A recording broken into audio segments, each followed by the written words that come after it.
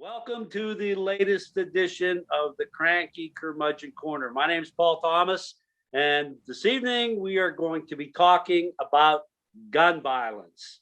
With us today are Merrick Moses, Whitney Brooks, and Pat Chesbro. Hello. Okay, the Second Amendment reads as follows.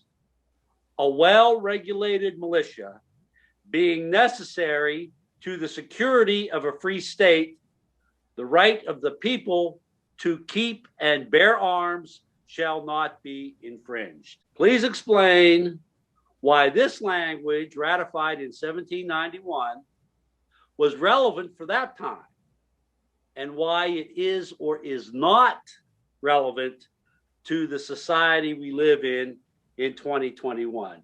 Whitney, I know you always like to go first, so I'm going to. The US colonies had just broken away from the British monarchy. And so I think that putting that Second Amendment into our Constitution was a way of kind of protecting ourselves from any one person getting too much power in the new colonies. It was just like a way to be able to fight back in case that ever happens. It was also written back when guns were much older and it would take, several minutes to load one, and, guns looked very different back then. And so I think that it's important to kind of accept how it was written for the time and look at it with a more critical lens for today's society. So you don't think it applies what those words ratified back then really apply to today, or not? I don't know. I guess, yeah, I don't think that it's relevant anymore. All right, Merrick, what's your take on that? 1791, they said a well-regulated militia. 2021, what's going on that's different? Well, first of all, the founders were deathly afraid that the British would continue to invade and cause problems. So you needed men in this case to come together quickly with arms to defend the town or the state or basically the country. And in warfare at that time, they had muskets. So they didn't have AR-15s. So there was a process of putting gunpowder in and all of that. Today, we have weapons that can kill tens and scores of people at a clip and hundreds at a strong clip, depending on the weapon. That is, the founders did not envision that. I don't believe that the right to bear arms is some inalienable right. I believe actually if you want to bear arms, you should have some sort of examination, mental health, among other things, ties to right-wing extremists and all of that. But the founders didn't intend for, Billy Bob and Jolene to have 1,000 guns in their bedroom. That was not the intention. Pat, the language written in 1791 apply today? There was no standing army then. So obviously, as our friend just said, they needed to be able to get together to have protection against enemies, foreign and domestic. I mean, they needed to be able to get together and do that. So I think that's important. I think the other part, and I agree with all the, the difference in guns now and all that kind of thing. One of the articles that I read said, the first one was to protect people, from foreign and domestic. The second one was to make sure that people who lived in the rural areas, or not just the rural areas, had food. I mean, they used the weapons to shoot, game, and they didn't have grocery stores. And then for personal security is the other thing that this person said, that they would have a gun for personal security. Now, that seems to be the prime thing right now. except people are now saying it's against the government. You need to be able to have guns for against the government, and you need to have, but you need to have it for personal protection. I was just in a restaurant. Guy had a gun on his hip in the restaurant. Well, how was this guy in the restaurant perceived? You noticed, but was there any kind of reaction from any of the other customers?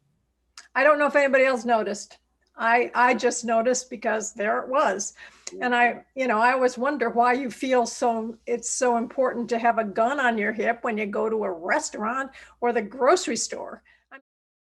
For replacing it. I like to write amendments to the Constitution, and so there's another one I'd like to see. All responsible citizens of the United States have the right to possess firearms. This right can be revoked only when a citizen's behavior or actions are determined to be irresponsible by a due process judicial declaration.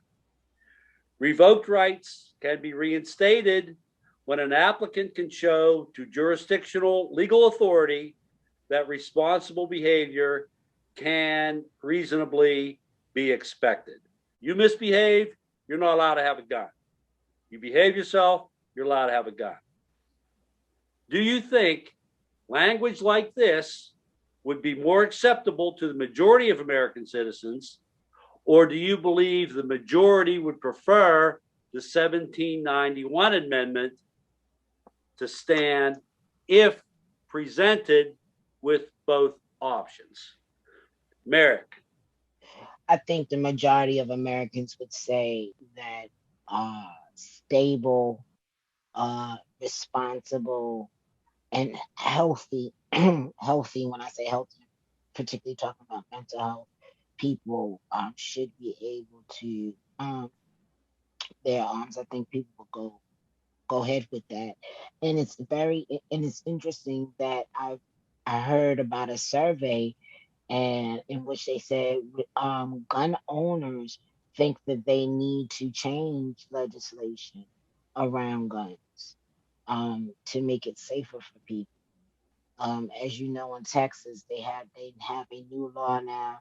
You don't need a permit to have a handgun. You could just have a handgun. Sounds like a recipe for disaster, and it sounds like it could boil into a hot racist mess. Whitney? I don't think that language would go over any better, just because every time the idea of having mandatory background checks before you can get a gun, every time that comes up, the NRA and everybody who, well, not everybody, but lots of people who are like really into the Second Amendment just like lose their minds because they hate the idea of a mandatory background check. 80% of the American people want background checks. They just can't get past the influence that the NRA has over most of the Republican legislators. Mm-hmm. And that seems to be the problem, that you have more people who are in favor of background checks than you do people that aren't. But the political culture we have prevents it from happening because of the power of the NRA. And I'm going to combine the gun nuts with the NRA. Pat, what do you think about my amendment as opposed to the one in 1791? I think people would be very suspicious of it. Like, who's going to make those decisions? What does that actually mean? I think an amendment to the Constitution would better say something like the citizens of the United States have the right to keep and bear arms along with responsible controls or something like that, because I don't think the Constitution should have the regulation, the mechanics of doing it. I think they should have the broad strokes. And one of the things I was reading was it's actually it's still up to the states to make the rules for each state as well. So then you could have weirdo stuff going on with a very, I don't know. I don't think you're going to get rid of this right to bear arms thing. I think there's ways that I suspect that there's ways that we need to lobby the states to make the kinds of rules that diminish gun violence, but we're not there at that point yet here. Well, here's the problem with that, and Whitney, you probably know more about this than other people because you live in Chicago, is that there are people in Chicago, there are rules in the city of Chicago, pretty strict gun control laws, but then you get the gangs going over to Gary, Indiana, which is across the state line, where they can go buy any kind of gun they want, bring it back to Chicago, and we have, Chicago being the most violent, even though that state, well, I don't know if that state, Illinois, but certainly that municipality, the city of Chicago, has these very strict gun laws, but the state that doesn't have strict gun laws, Indiana, allows it to happen, and you have this transfer that way. That mass shootings, defined as having 4 or more victims, are increasing to the point where any attempt to count them is rendered moot within hours, because within hours there's another mass shooting. In 2020 and 2021, we are averaging nearly 2 mass shootings per day. I just heard on the TV the other day, 54 people in America die every day from gun violence. 54 a day. Yep.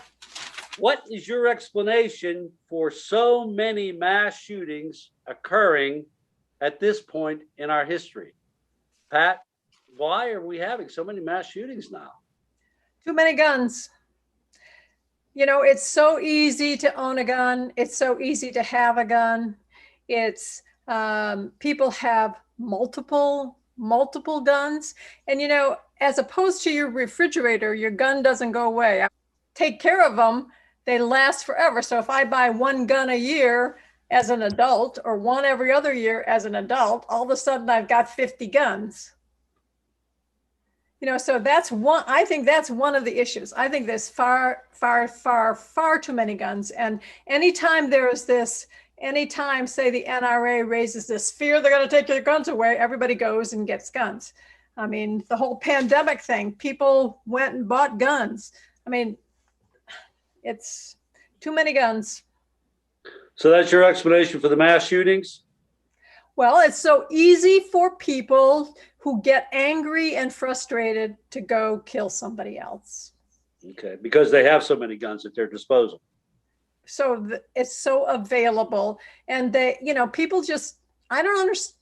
I'm not going to ever understand why someone would think it's okay to go shoot. I was just reading about kids in school, and I was looking at the ages of the kids that are killing each other. 14 years old, 16 years old. Children going to school with guns, shooting their teacher, their people and there's all kinds of reasons for those, but people get angry and frustrated, and that's the only solution they can think of to solve their problem. And it's available. Can I add something onto that? Yeah, go ahead, Whitney. So Pat, you said that, people get angry and frustrated, but I would like to narrow that down even further and suggest that it's a subgroup of men specifically. I think that one major thing that plays into the mass shootings is the idea of toxic masculinity and entitlement. To be at the top of the food chain, it often involves a lot of misogyny and hatred towards women, because the signs of it are aggression and homophobia is another one, and just being really emotionally insensitive. And it also happens a lot when you see domestic violence. And I'm not saying that women don't perpetrate it, because they do, but it's a much smaller number than the men who perpetrate domestic violence against their partners. So, and another example of this, especially directly related to mass shootings, is the Pulse nightclub in Orlando, which was specifically a gay watering hole.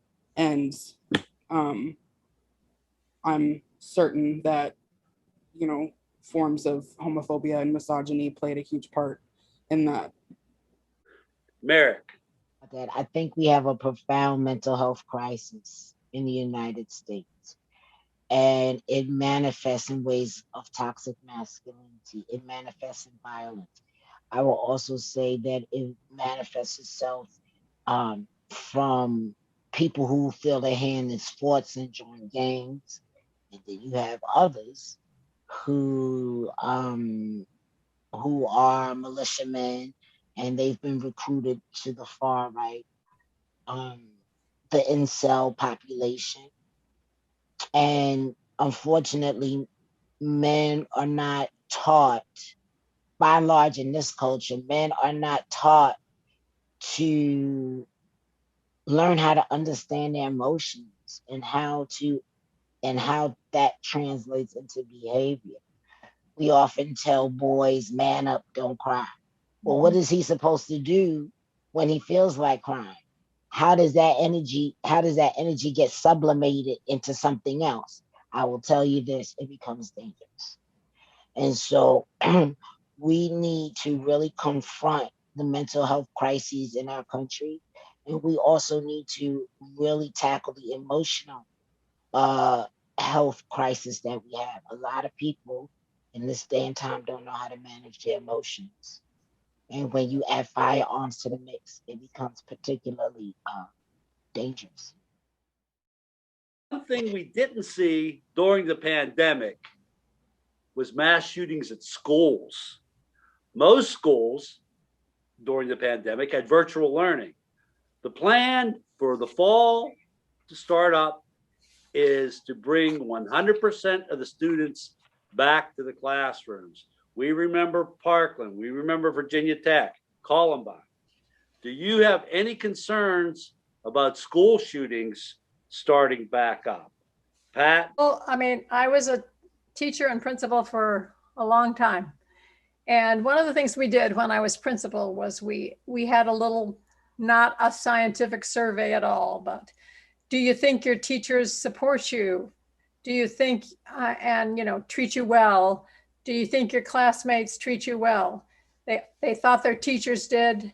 Every time we did it, no matter what we tried to change, they didn't think each other treated each other well. Schools can be toxic places.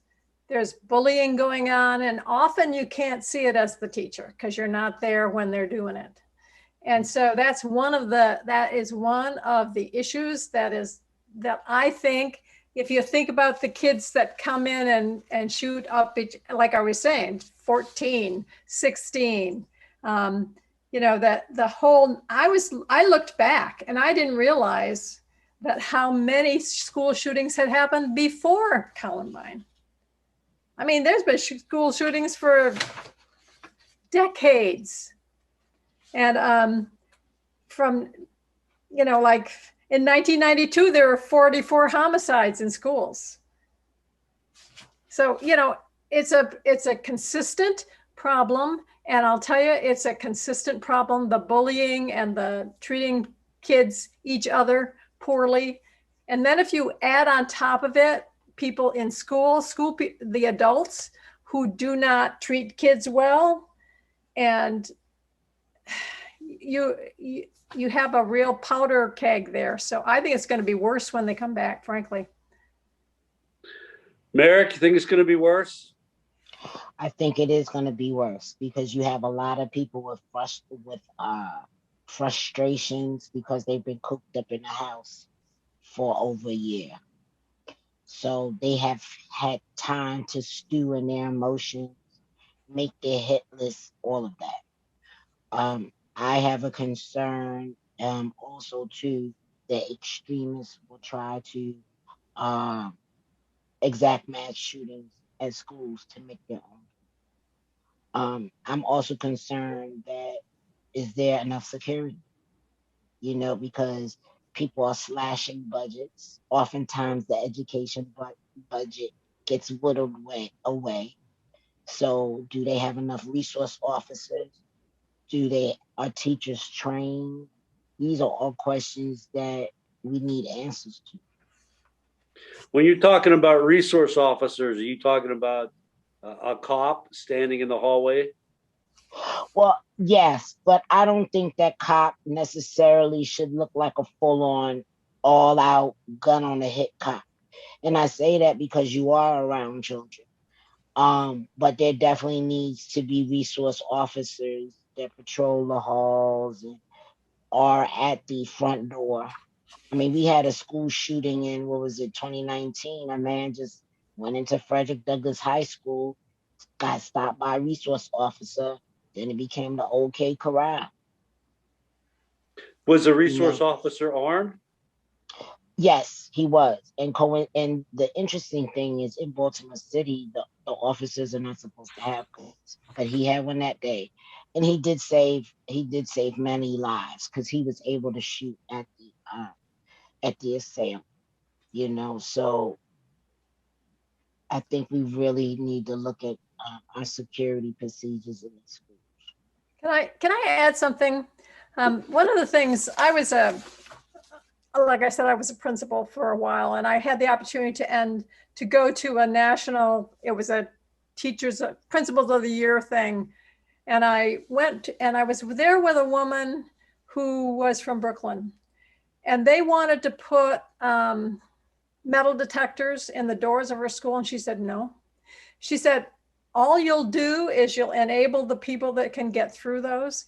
And I was reading something, and I don't have it right here, where they're talking about, that they've swapped out school counselors and school nurses for security officers. And I think that's the absolute wrong direction to be taken. I think we have to figure out what the culture of the school is and try to impact that. And that's going to take more caring adults versus having somebody kind of at the door. I know teenagers well enough to know that if you get in their face, that's what they'll react to. You have to figure out ways to be respectful and to make it not a prison kind of thing, but this is our school and we're all working together here. And I know that's not easy, but I'm just saying, I think we have to be careful about bringing in people that don't help versus people that do. Yes, I think we're on our limited budgets. Go ahead, absolutely. I said, I think those officers should be trained in de-escalation techniques and therapeutic conflict intervention. When I used to teach when I used to teach special education, everybody on the staff was trained in de-escalation technique and also in therapeutic crisis intervention, which in its extreme form, you put kids in holes when they present a danger to themselves or others. There's protocols with it. So I would say that these folks need to be trained in those things in de-escalation. And I would like to see, as a first line of defense, if you will, counselors that can intervene in these situations. We don't know, when these kids come into school, you don't know what they're bringing with them. You don't know who got beat in front of them the night before and now they're mad. I mean, you got kids bringing guns to school because the mother's boyfriend hid the gun in the book bag. That's a real situation. Whitney, you have school-age kids. Mm-hmm. What kind of fears do you have about shootings in schools at this time? So my kids are 9 and 11, and I also work as a preschool teacher. And a couple of years ago, I had to go through active trainer shooting at my preschool, and that whole experience was just harrowing. It was awful. I mean, it was necessary, and the training itself was, well thought out and everything, but it was like just an emotionally awful experience. And what did the kids do at this? It was only for the staff. Oh, okay. Yeah. But afterwards, I sat in my car and cried for 10 minutes because I just couldn't deal. There was somebody who had like what amounted to a glorified Nerf gun, and they were shooting these like little yellow balls at us. And, you know, it was helpful in that it made the situation a little bit more realistic, but in that sense, it also was a little bit scarier. I mean, obviously, I know that this little Nerf ball is not going to hurt, but it's just the idea of what it represents. So I think that that's horrible that I, as a preschool teacher, should even have to go through that, or, you know, have to consider what I would do in an active shooter situation. And when I also have, you know, I have to protect myself, but then I also have, you know, 15 kids, littles. They're not even like older kids that can really follow directions. You know, with preschoolers, it's like herding cats, you know? So what did the training have you do with the kids once the shooting started? Did you try to gather them under like an area and try to protect them with your own body, or how did that work? So they gave us like the three best options, which are hiding, running, and then like trying to fight. I mean, to like throw chairs because it puts the shooter off balance and distracts them. Even just making a lot of noise or turning the lights off, just anything to like distract or disorient the shooter, even just a little bit, could save somebody's life. We worked on like hiding and barricading in like a closet, or, you know, we had like a storage room in the basement that we hid in and barricaded the door. And then we worked on, you know, practicing, choosing which exit would make the most sense to just get out of the building, and talked about like where like a safe place would be for us to try to take the kids. So that's my experience as a teacher. As a parent of school age kids, you know, having to hear about my kids having to do some kind of active shooter drill, even though that's not necessarily what they call it because they don't want to scare the kids. I mean, it's an awful feeling. I mean, they shouldn't have to deal with that. They should just have to focus on, you know, being a kid and learning and all that stuff. And it breaks my heart. And Did your kids go through this drill? Yes. At least my older one told me about it. I don't know about the younger one. He might have gone through it, but not really understood what it was. He has autism. So sometimes he like has a hard time explaining things that he's done at school. So, but my older one is almost 11, and he had told me about how they had to like hide in a corner of the classroom and be really quiet and turn the lights off and all that stuff. And it just, how do you think it affected him having to go through that? I don't think it really affected him at all, because I don't think it felt real to him, you know? I mean, we've certainly talked about, you know, current events as they were happening. But, you know, I think that everybody kind of feels like it's one of those things that you never think will happen to you until it does. Like I'm sitting here thinking, oh, well, we live in, you know, a pretty nice suburb of Chicago, and, you know, I'm not really worried about that happening, but I'm sure everybody feels that way, you know, like, oh, that could never happen at our school.